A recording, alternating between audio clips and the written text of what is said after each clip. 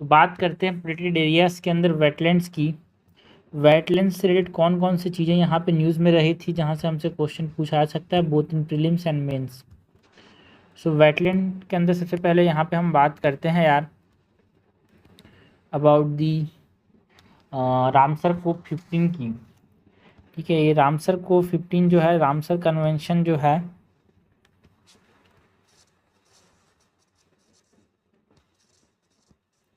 ये न्यूज़ में क्यों था? बिकॉज इंडिया ने रेजोल्यूशन लिया to the Ramsar contracting parties on promoting sustainable lifestyle for the wise use of wetlands. तो इसके रेफरेंस में ये न्यूज़ में था।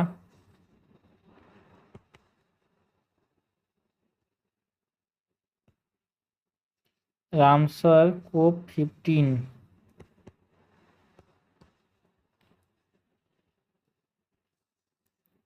इंडिया रेजोल्यूशन जो है on sustainable lifestyle,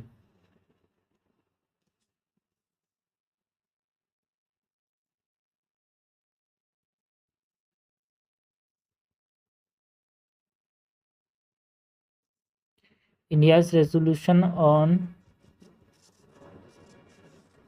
sustainable no wise sustainable lifestyle for the wise use of wetland।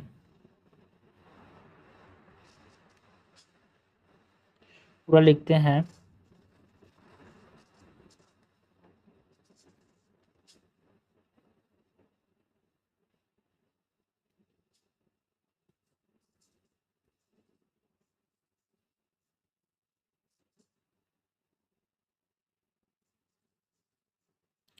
Adoption की बात करें तो 152 कॉन्ट्रैक्ट 172 कॉन्ट्रैक्टिंग पार्टीज थे यहाँ पे।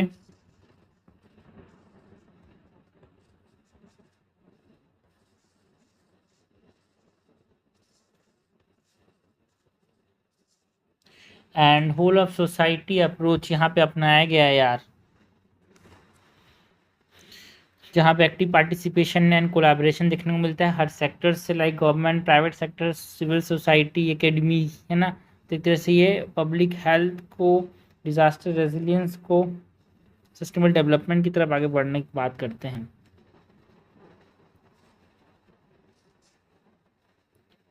सो whole of society approach and link to mission life, जो लाइफ स्टाइल फॉर इन्वायरमेंट है, wetland conservation को उससे लिंक किया गया। सो फोकस किस चीज़ पे था? Focus on highlighting individual and societal choice in wetland conservation. Individual and societal choice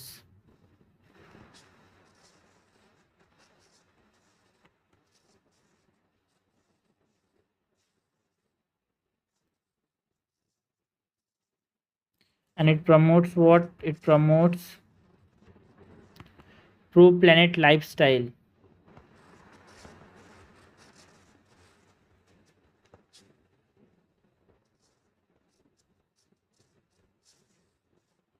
okay, next हम बात करते हैं about the global wetland outlook 2025 में जो आया था। ठीक है, यहाँ पे जो कि रिलीज़ कौन करता है? जो secretariat of the Ramsar convention, वहाँ से रिलीज़ होता है ग्लोबल वेटलैंड आउटलुक। सो उसकी अगर हम बात करें ग्लोबल वेटलैंड आउटलुक की,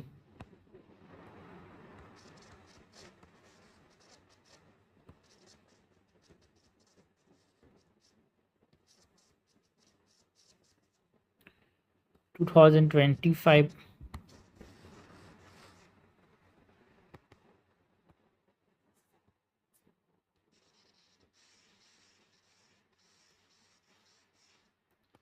की जो ग्लोबल वेटलैंड आउटलुक है, कवरेज की बात करें तो 6% ऑफ द अर्थ सरफेस को ये कवर करता है ना। ये जो ग्लोबल वेटलैंड आउटलुक जो है, इसने क्या क्या बताया कि जो वेटलैंड जो है इट कवर्स, है ना, ग्लोबल डिस्ट्रीब्यूशन ऑफ वेटलैंड को बताता है ये। सो कवरेज की बात की, सो 6% ऑफ अर्थ सरफेस को कौन कवर करता है? वेटलैंड। एंड जो डिग्रेडेशन हो रहा है, जिसका डिग्रेडेशन की हम बात करें तो उसका ट्रेंड के बारे में बताया कि जो ग्लोबल वेटलैंड्स हैं वो 22% यहाँ पे डिक्लाइन हो चुके हैं यार 1970 से।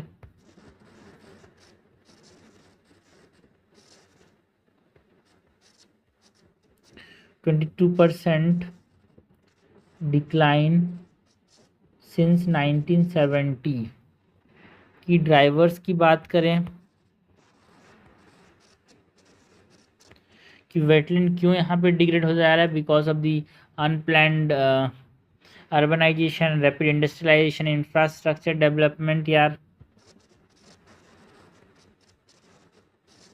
Urbanisation and industrial growth.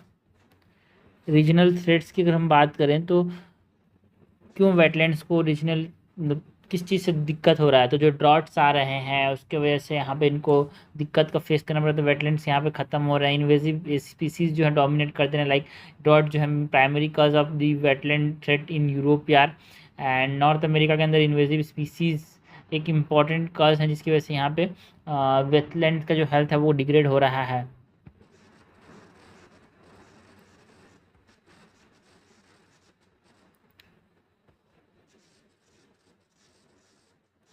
तो ज़्यादा चीज़ें याद रखने से मेंस में नहीं लिख पाते, इसीलिए जो बेसिक पॉइंटर्स में याद रखा करो भाई, मेंस में लिखने में आसानी होती है, टू द पॉइंट भी होता है। ठीक है। नाउ ग्लोबल वेटलैंड आउटलुक की बात कर ली यार। रिलीज़ कौन करता है? इसको रिलीज़ करता है बाय दी रामसर सेक्रेटरीट और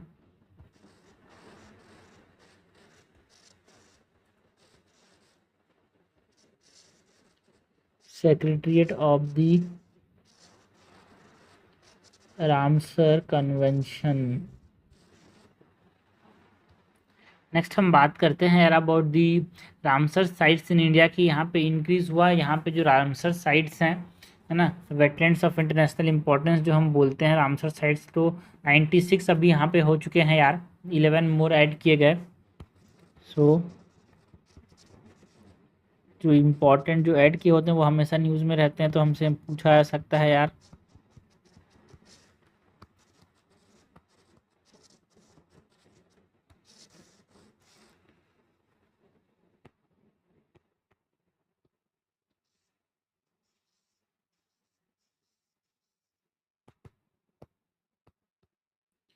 तो रामसर साइट्स की बात करें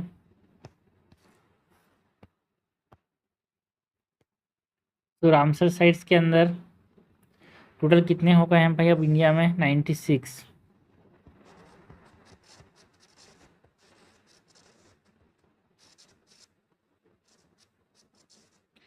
एंड ग्लोबली यहाँ पे जो रैंक है थर्ड वर्ल्ड वाइड, सबसे ज़्यादा थर्ड, सबसे ज़्यादा जो वेटलैंड्स हैं वो कहाँ पे हैं भाई? इंडिया में। ठीक है। यूके में ज़्यादा हैं, सबसे ज़्यादा, उसके बाद मैक्सिको एंड उसके बाद इंडिया।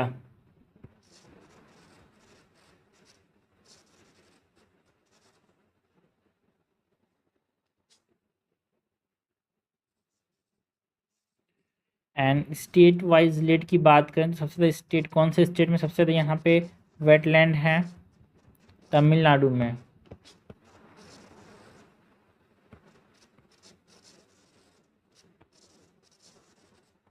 अराउंड 20 साइट्स हैं भाई तमिलनाडु में। एंड न्यू साइट्स जो ऐड हुए वो कौन कौन से हैं? सो जो सक्कर कोटाई बर्ड सेंचुरी है तमिलनाडु में वो ऐड हुआ यार।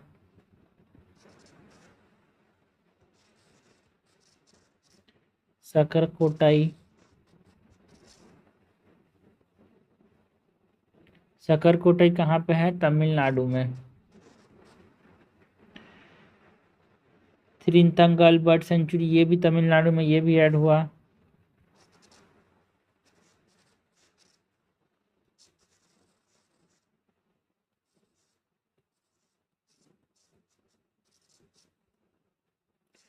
एंड चियोचियोपारी वेटलैंड जो सिक्किम में है, किचियो पलरी वेटलैंड जो कि कहाँ पे है, सिक्किम में, ये ऐड किया गया। उधवा लेक झारखंड में है, ये ऐड किया गया यार।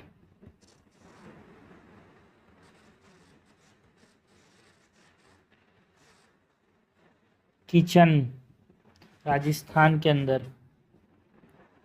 जो कि डेजर्ट में है, कैसे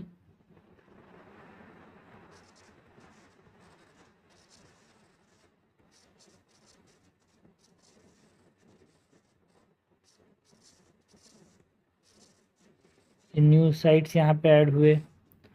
एंड मिनार जो कि उदयपुर राजस्थान में है,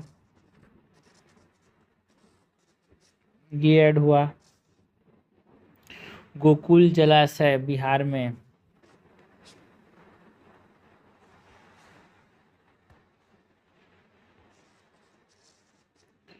गोकुल जलाशय कहाँ पे है, बिहार में, ये भी एक वेटलैंड ऐड किया गया। उसके बाद उदयपुर झील बिहार में है, उदयपुर झील जो है वो बिहार में, उदयपुर में नहीं, याद रखना। उदयपुर झील is in Bihar. And Gogabeel lake जो है ये बिहार में है।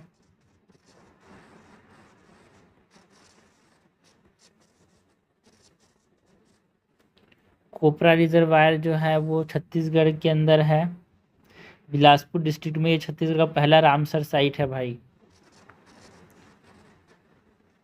कोपरा reservoir.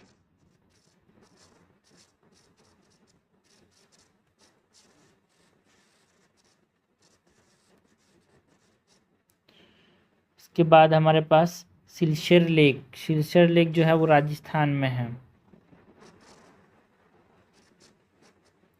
Silchar lake is in Rajasthan. तो ये हमने जो नए नए वेटलैंड सेट हुए 11 उसकी बात की। कभी कभी ये क्वेश्चन भी पूछा जाता है कि इनमें से कौन सा न्यूली एडेड वेटलैंड्स हैं, बिकॉज पुराना तो याद रहते हैं बट नए वाले लोग याद नहीं रहते। ठीक है, वेटलैंड्स के अंदर हम बात करें तो वेटलैंड्स क्या होते हैं, this are the areas of marsh pan peatlands water, जहाँ पे नेचुरल या फिर आर्टिफिशियल दोनों तरह के हो सकते हैं। ये परमानेंट भी हो सकते हैं, टेम्पररी भी हो सकते हैं। सो वेटलैंड की कैरेक्टरिस्टिक अगर हम बात करें, वेटलैंड्स की बात करें, वेटलैंड्स कैरेक्टरिस्टिक की बात ना करें, ऐसा कैसे हो सकता है भाई। तो इस कैरेक्टरिस्टिक के ऊपर भी क्वेश्चन आ जाता है।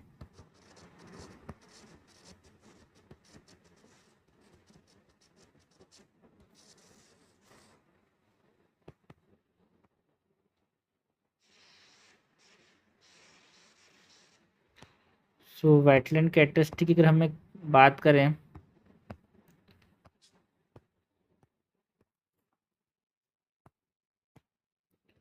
सो डेफिनेशन की बात करें,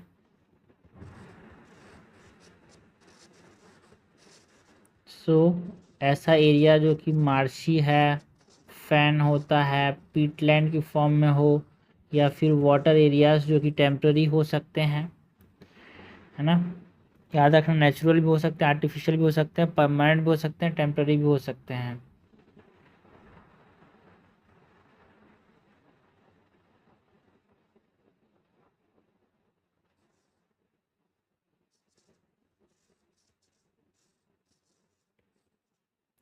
आर्टिफिशियल और परमानेंट, आर्टिफिशियल और परमानेंट बोल रहा हूँ, नेचुरल एंड परमानेंट भी हो सकता है, नेचुरल और परमानेंट, नेचुरल एंड आर्टिफिशियल,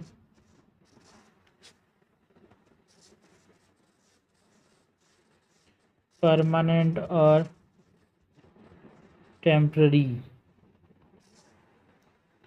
यहाँ पे जो वेटलैंड है यहाँ पे पानी का जो डेप्थ है at low tides does not exceed 6 metre. यहाँ पे डेप्थ लिमिट है भाई वेटलैंड्स के अंदर, वो डेप्थ लिमिट क्या है 6 metres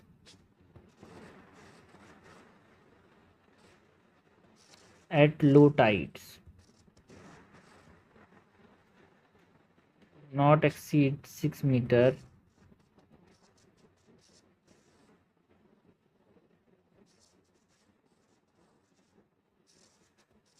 low tides. And zone type की बात करें तो देखो वेटलैंड्स जो होते हैं वो ट्रांजिशनल जोन होते हैं भाई। टेरेस्ट्रियल जो लैंड है एंड एक्वेटिक इकोसिस्टम के बीच का ये क्या होते हैं, एक ये ट्रांजिशनल जोन होते हैं। इसीलिए इनको हम किडनीज ऑफ द प्लेनेट भी बोलते हैं, बिकॉज ये फिल्टर करते हैं यार पानी को। Lungs of the planet Amazon rain forest को बोलते हैं, wetlands are the kidneys of the planet.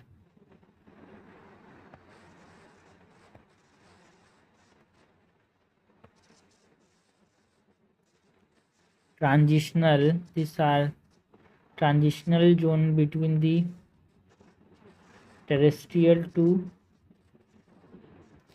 aquatic, terrestrial and aquatic beach transitional zone होते हैं ये। एंड रामसर कन्वेंशन की बात करें अगर, सो रामसर साइट्स की बात कर ली। वेटलैंड्स नाउ कंजर्वेशन फ्रेमवर्क की बात करते हैं। वेटलैंड से रिलेटेड कौन कौन से कन्वेंशन फ्रेमवर्क यहाँ पे न्यूज़ में है और इम्पॉर्टेंट है यहाँ पे वेटलैंड से रिलेटेड।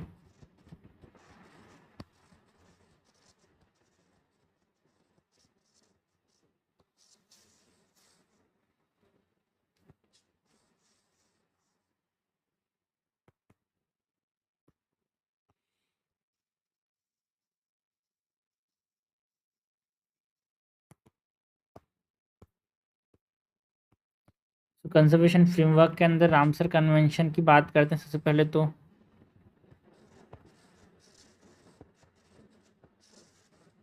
रामसर कन्वेंशन जो बोल रहे हैं, रामसर कन्वेंशन है क्या।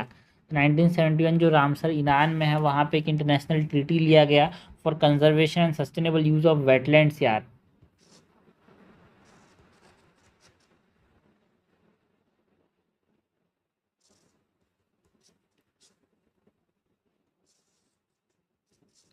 एस्टेब्लिश्ड इन 1971 रामसर ईरान में। एंड वर्ल्ड वेटलैंड डे कब सेलिब्रेट करते हैं ये इम्पोर्टेंट है, 2 फरवरी।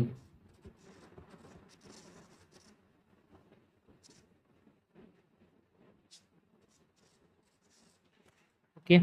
And India's first Ramsar site कौन सा है भाई, हमारे पास Chilika lake Orissa and Keoladeo national park Rajasthan, ये फर्स्ट रामसर साइट्स हैं यार।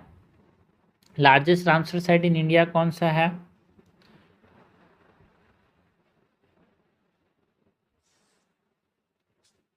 Sundarbans.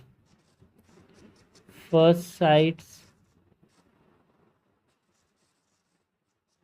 Chilka lake Odisha and Keoladeo national park Rajasthan. Largest sites की हम बात करें, largest Ramsar site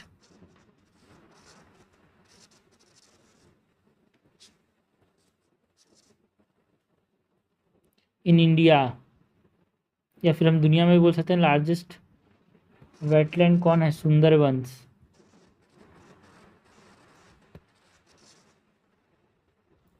okay. Ramsar convention क्यों लाया गया था ये तो बता ही देते हैं भाई, for a conservation and sustainable use of wetland.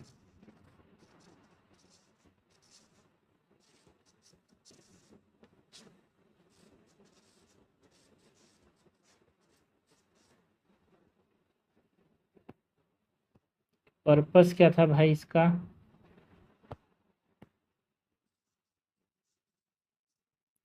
Conservation and sustainable use. And एक मॉन्टेक्स रिकॉर्ड बहुत ज़्यादा यहाँ पे न्यूज़ में रहता है। मॉन्टेक्स रिकॉर्ड क्या है भाई, मॉन्टेक्स रिकॉर्ड जो है वो रजिस्टर है वेटलैंड साइट्स का, जो रामसर की लिस्ट है उसका रजिस्टर क्या बोलते हैं, मॉन्टेक्स रिकॉर्ड। एंड ये चेंज होता है, इकोलॉजिकल कैरेक्टरिस्टिक के चेंज होने के साथ साथ ये चेंज होता है।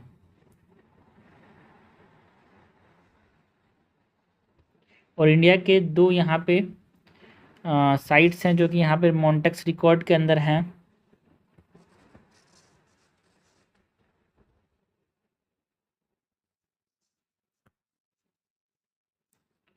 So Montrex record is the register of the wetlands.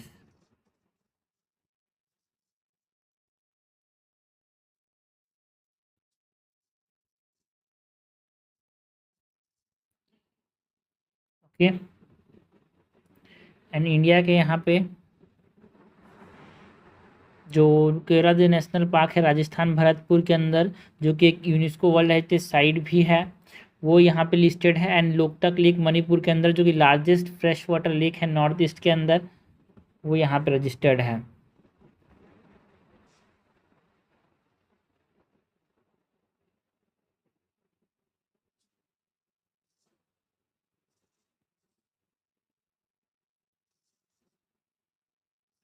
Keoladeo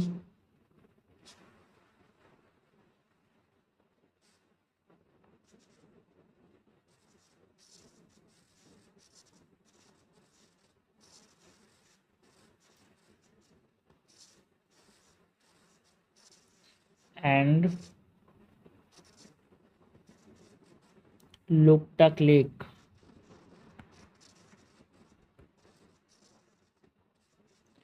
ये जो लोकटक लेक है यार, ये दोनों 1990 में यहाँ पे ये मॉन्टेक्स रिकॉर्ड में आया था, 1993 में आया था। इंडिया के सिर्फ दो ही साइट्स हैं, 2 साइट्स इन इंडिया। ये जो लोकटक लेक है इसकी बात करें, this is the largest fresh water lake यार।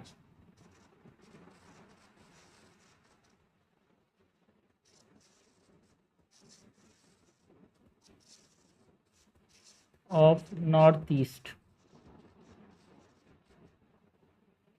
And it is famous for फुमदीज।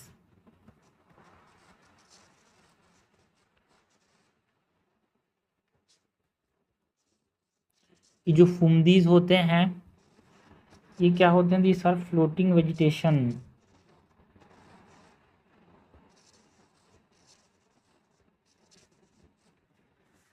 Okay, ये हमने बात की मॉन्टेक्स रिकॉर्ड की, हमने बात की अबाउट द रामसर कन्वेंशन की। नाउ जो गवर्नमेंट के जो इनिशिएटिव्स हैं इंडिया के अंदर, क्या क्या इनिशिएटिव्स गवर्नमेंट ने लिए हैं, है ना, to protect wetlands. So Indian initiatives की बात करते हैं।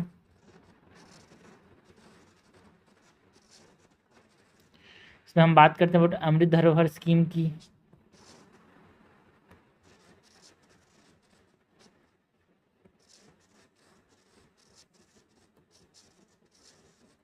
जो अमृत धरोहर स्कीम 2023-24 में लॉन्च किया गया था, है ना, यूनियन बजट के अंदर। एंड एक तरह से ऑप्टिमल जो वेटलैंड यूटिलाइजेशन है 3 साल तक आने वाले, उसका हम यहाँ पे करेंगे। इको टूरिज्म को ध्यान से देखते हुए, है ना, बायोडाइवर्सिटी को इन्हांस करेंगे हम। लाइवलीहुड जो है लोकल लोगों का, उसको ध्यान में रखते हुए यहाँ पे वेटलैंड्स को यूटिलाइज करेंगे और कंजर्व करने की कोशिश करेंगे। ये है ना, अमृत धरोहर स्कीम की बात की। एक और है जो हमारे पास, national plan for conservation of aquatic ecosystem यार। इसको मर्ज किया गया, जो national wetland conservation programme and जो नेशनल लेक कंजर्वेशन प्लान है, दोनों को एक तरह से जोड़ के कॉम्प्रिहेंसिव अप्रोच बनाएगा कि हम क्या करेंगे, एक्वेटिक इकोसिस्टम को कंजर्व करेंगे। National plan for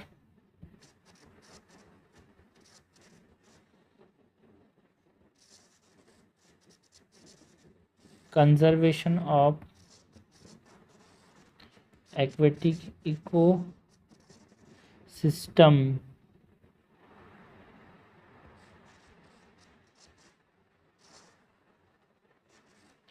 and next हम बात करें about the wetland conservation and management rules की, जो कि 2017 में आया था। यहाँ पे एक तरह से स्टेट वेटलैंड अथॉरिटीज़ जो हैं वो स्टेबलाइज करता है इन्वायरमेंट प्रोटेक्शन एक्ट के अंदर 1986 के अंदर, कि यहाँ पे वेटलैंड प्रोटेक्शन एंड मैनेजमेंट के लिए लीगल फ्रेमवर्क प्रोवाइड करता है ये यार। वेटलैंड रूल्स ऑफ 2017 जो national wild life action plan है वो भी प्रायोरिटाइज करता है यार वेटलैंड कंजर्वेशन को, क्योंकि बायोडाइवर्सिटी को प्रोटेक्ट करने के लिए हमको वेटलैंड को भी प्रोटेक्ट करना पड़ेगा भाई। जानवर को जब तक प्रोटेक्ट नहीं कर सकते आप तब तक घर को प्रोटेक्ट ना करो। सी हमने बात की about the conservation framework. Next हम बात करते हैं अबाउट दी वेटलैंड एक्रीडिशन साइट्स, मतलब सिटीज़ की। जो वेटलैंड एक्रीडिशन सिटीज़ हैं इसमें इंदौर एंड उदयपुर को पहला 2 इंडियन सिटीज़ यहाँ पे बनाया गया टू द ग्लोबल लिस्ट जो एक्रेडिटेड वेटलैंड सिटीज़ हैं under the Ramsar convention on wetlands. So wetland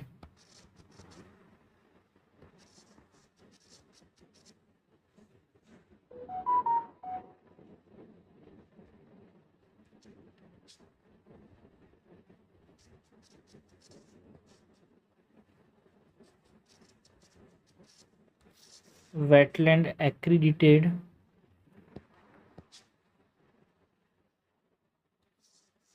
cities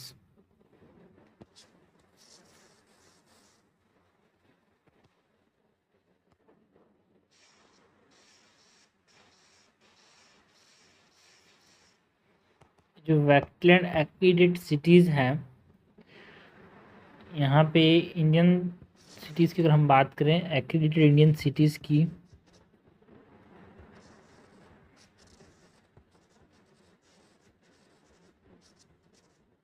सो इंदौर ना, यहाँ पे एक्रीडिटेड इंडियन सिटीज़ में कौन कौन से हैं? इंदौर,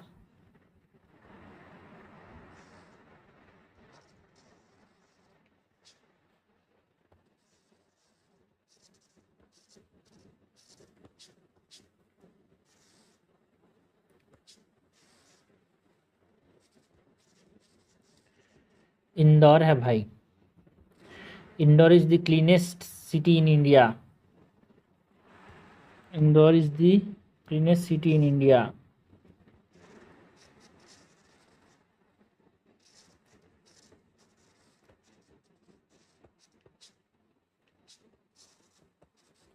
एंड ये जो इंदौर है इसको स्मार्ट सिटी अवार्ड भी मिला 2023 का, स्मार्ट सिटी अवार्ड 2023। एंड जो सिरपुर लेक है वो एक रामसर साइट है भाई, कहाँ पे? इंदौर में। इंदौर किसने बनाया था? होलकर्स ने बनाया था। जो सिरपुर लेक है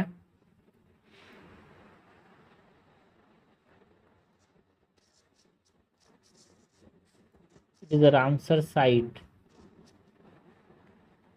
वो इंदौर में है। एंड बर्ड सेंचुरी डेवलपमेंट पे इसने काम किया यार यहाँ पे इंदौर ने।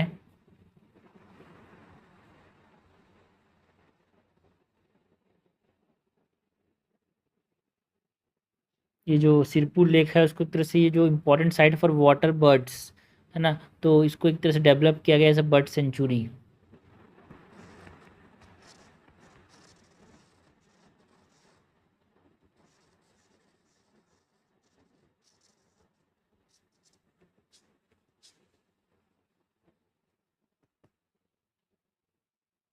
इंदौर के बाद हम बात करते हैं दूसरा जो इंडियन सिटीज़ है जिसको यहाँ पे दूसरा इंडियन सिटी जिसको हम यहाँ पे एक्रीडिटेड इंडियन सिटीज़ के लिस्ट में ऐड किया गया, इट इज़ उदयपुर। सो उदयपुर जो है वो जाना जाता है, यहाँ 5 मेन वेटलैंड्स हैं भाई, पिचोला, फतेह सागर, रंग सागर, स्वरूप सागर एंड दूध तलाई। ये 5 इंपॉर्टेंट वेटलैंड्स हैं जो कि यहाँ पे देखने को मिलते हैं उदयपुर के रिजॉन में, पता होना चाहिए। पिंचोला,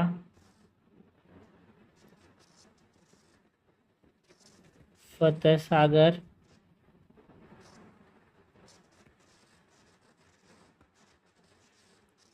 रंग सागर,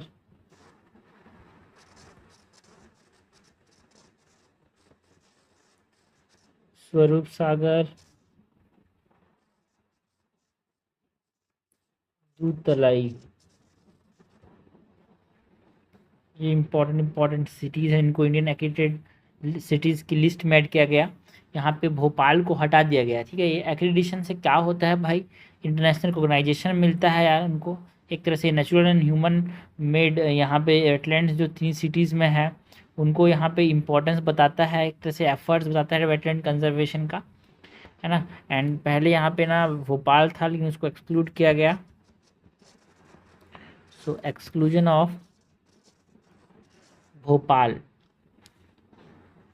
वॉलेंट्री एक्रीडिशन सिस्टम ने प्रोवाइड किया cities with international recognization for their efforts in conserving wetland यार, है ना। तो भोपाल जो है उसको नॉमिनेट किया गया बट डिड नॉट रिसीव्ड एक तरह से एक्रीडिशन ड्यू टू कंसर्न्स कि यहाँ पे इकोलॉजिकल जो डैमेज किए जा रहे हैं भोज वेटलैंड को, है ना, जो रोड प्रोजेक्ट की वजह से, तो उसकी वजह से इसको यहाँ पे नहीं मिला। यही प्रपोज था बट जो भोज वेटलैंड है भोपाल में उसकी वजह से यहाँ पे इसकी इकोलॉजिकल डैमेज की वजह से इसको यहाँ पे नहीं दिया गया, एक्रीडेटेड साइट की लिस्ट में नहीं ऐड किया गया because of the propose road project concern.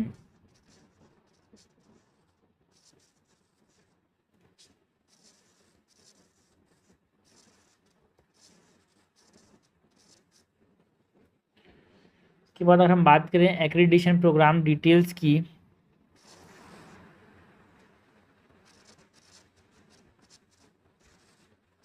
जो एक्रीडिशन प्रोग्राम है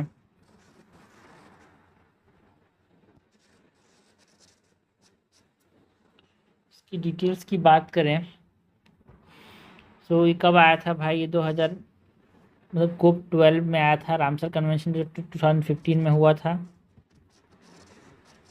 this accreditation programme established at COP 12 of the Ramsar convention जो कि 2015 में हुआ था, एंड एक वॉलेंट्री एक्रीडिशन सिस्टम है।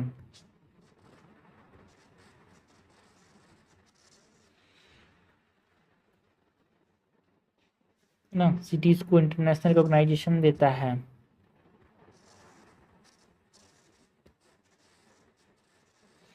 यहाँ पे 6 इंटरनेशनल क्राइटेरियाज हैं एंड 6 ईयर की वैलिडिटी के साथ ये होता है।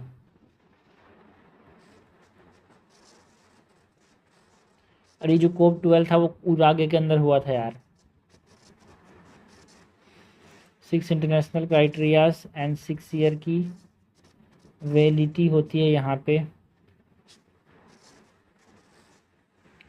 क्या क्या 6 क्राइटेरियाज हैं भाई, एक तरह से इट हैज़ वन और मोर रामसर साइट्स और सिग्निफिकेंट वेटलैंड जो कि इकोसिस्टम सर्विस प्रोवाइड करे उस सिटी को, and it has adopted measures for wetland conservation के लिए मेजर्स अडॉप्ट करने चाहिए उस सिटी को, and also wetland restoration measures उसने इम्प्लीमेंट किए हो, लैंड यूज़ प्लानिंग अच्छे से कर रहा हो, पब्लिक अवेयरनेस हो, लोकल कम्युनिटी को एक तरह से सपोर्ट करे, उनको preparation local communities to support preparation implementation of measures के लिए लोकल कम्युनिटीज़ को इन्वॉल्व करे। तो ये सब क्राइटेरियाज हैं 6 इंटरनेशनल क्राइटेरियाज यार।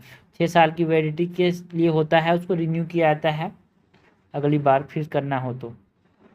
ग्लोबल साइट्स की बात करें तो चाइना के पास लार्ज मतलब हाईएस्ट नंबर ऑफ एक्रीडिटेड साइट्स हैं यार, यहाँ पे 22 साइट्स हैं चाइना में, फिर फ्रांस में 9।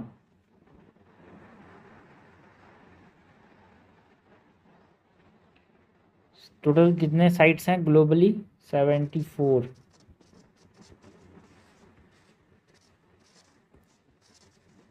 चाइना में 22, फ्रांस में 9, इंडिया में तो 2 ही हैं।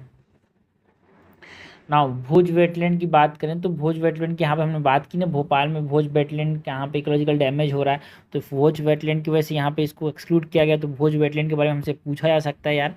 सो भोज वेटलैंड की बात करते हैं।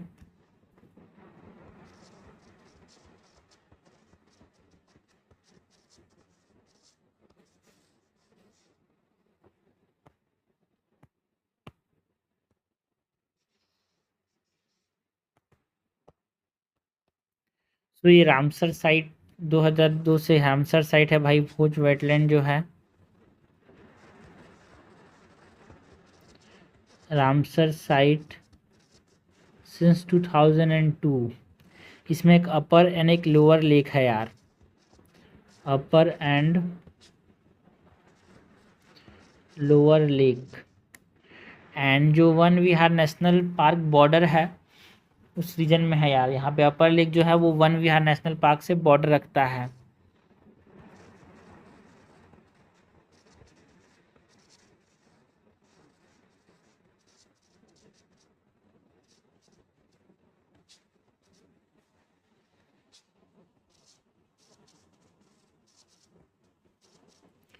एंड बायोडाइवर्सिटी की बात करें तो इस भोजलैंड में हमारे पास बर्ड लाइफ में नोटेबल स्पीसीज यहाँ पे हमको देखने को मिला है एविफोना के अंदर, लाइक कूट हो गया, रेड क्रेस्टेड पोचार्ड्स हो गए ना। वन विहार एक तरह से जो large mammals like cattles, wild boar, नीलगिरी, इसको भी प्रोटेक्ट करता है यार।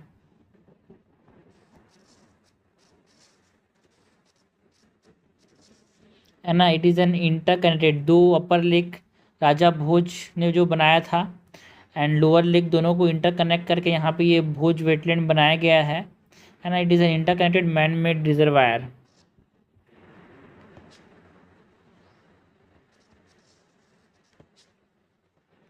जो अपर लेक है इसको राजा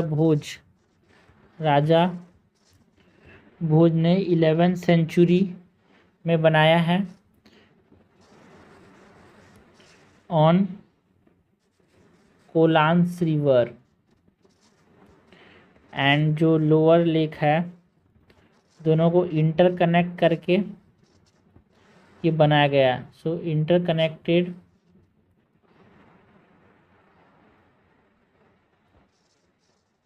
मैन मेड रिजर्वायर।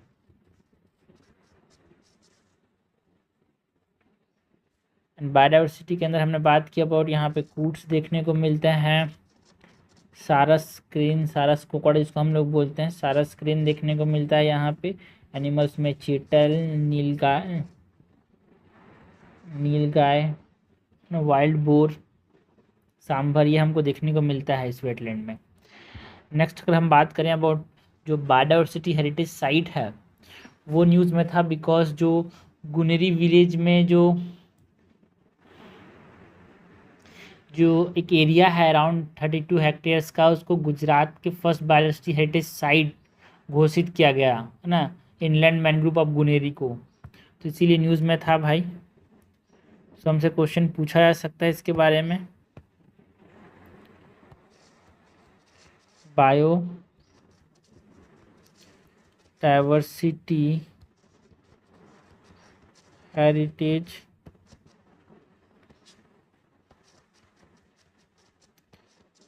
BHS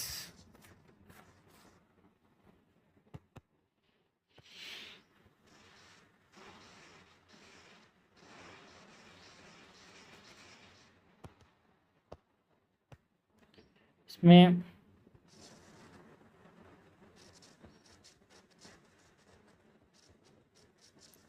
ये जो गुनेरी विलेज है Gujarat first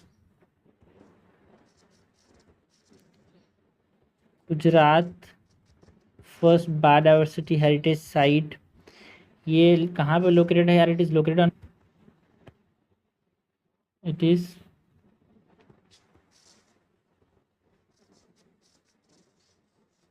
located in Kutch region. And एक इनलैंड मैनग्रोव इकोसिस्टम है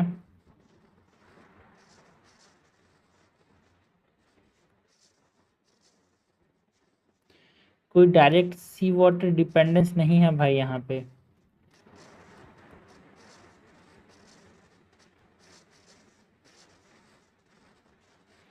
and it grow on flat forest like land. जो मैनग्रोव्स हैं ये फ्लैट फॉरेस्ट लाइक लैंड पे ग्रो कर रहे हैं।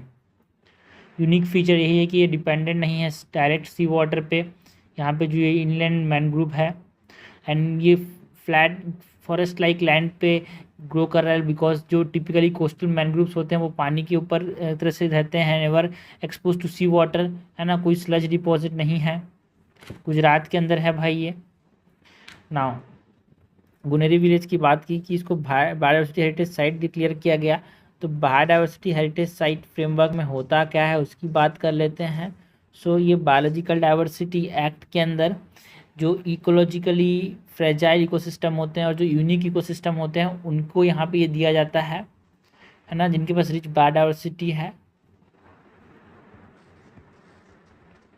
कंजर्व करेंगे। तो हेरिटेज साइट है तो ध्यान देंगे। So biological diversity act of 2002 के अंदर डिक्लेयर किया जाता है, and section 37 of the biological diversity act क्या बोलता है कि जो स्टेट्स हैं, अगर बायोडाइवर्सिटी हेरिटेज साइट घोषित कर दिया तो स्टेट जो होगा वो डिक्लेयर करेगा बायोडाइवर्सिटी रिच एरियाज को, है ना, लोकल बॉडीज़ के साथ कंसल्ट करके, एंड उसके बाद रूल्स बनाएगा to manage this biodiversity heritage site, है ना, कंसल्ट करके सेंट्रल गवर्नमेंट से। ऑल्सो कंपनसेशन प्रोवाइड करेगा जो इम्पैक्टेड पीपल्स हैं, अगर हम इसको बायोडाइवर्सिटी हेरिटेज साइट घोषित करते हैं तो लोकल पीपल्स को भी कंपनसेशन प्रोवाइड करेगा। सो सेक्शन 37 जो है वो स्टेट को पावर देता है कि बायोडाइवर्सिटी हेरिटेज साइट जो है वो स्टेट डिक्लेयर करेंगे, and consultation with the local bodies के साथ वो डिक्लेयर करता है, एंड जो लोग इम्पैक्ट होंगे अगर इसको बायोडाइवर्सिटी हेरिटेज साइट घोषित किया तो उनको कंपनसेशन भी देना पड़ता है यार, कंपनसेशन फॉर इम्पैक्टेड पीपल। ठीक है, तो ये हमने बात की about the biodiversity heritage sites की, हमने बात की भुज वेटलैंड की, हमने बात की about the wetland accredited sites की, है ना, हमने बात की अबाउट कंजर्वेशन फ्रेमवर्क जो कि इंपॉर्टेंट है, जो कि हमको याद होने चाहिए, Ramsar convention, Montreux record, Indian initiatives कौन कौन से हैं, वेटलैंड कैरेक्टरिस्टिक की बात की, रामसर साइट्स इन इंडिया की बात की यार, जो ग्लोबल वेटलैंड आउटलुक 2025 में आया था उसकी बात की, एंड कोप 15 जो कि रामसर का जो कोप 15 है उसके अंदर क्या क्या चीज़ें लिया गया, क्या क्या चीज़ों की बात की वो हमने देखा यहाँ पे।